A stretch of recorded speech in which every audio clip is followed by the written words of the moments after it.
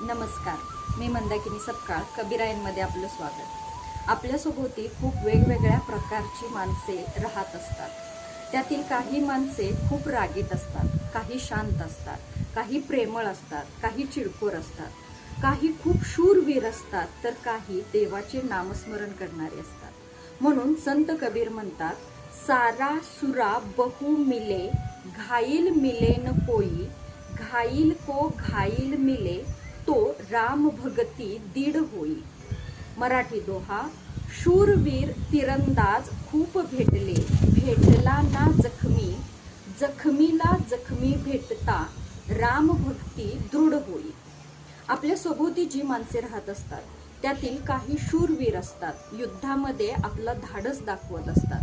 त्यातील काही निशाणेबाज असतात, तिरंदाज असतात. या लोकांना कबीर सारा सुरा असे म्हणतात. म्हणजे खूप तिरंदाज माणसे, धाडसी माणसे आपल्या आजूबाजूला राहत असतात. पण मला कोणी जखमी भेटला नाही असे कबीर म्हणतात. या ठिकाणी जखमी म्हणजे ईश्वराच्या भेटीच्या ओढीने हृदयाला जखम झालेला माणूस.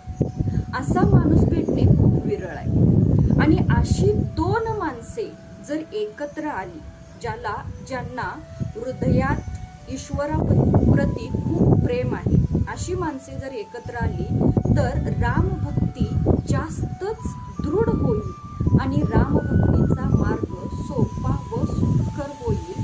म्हणून कबीर म्हणतात, सारा सुरा बहु मिले, घाईल मिले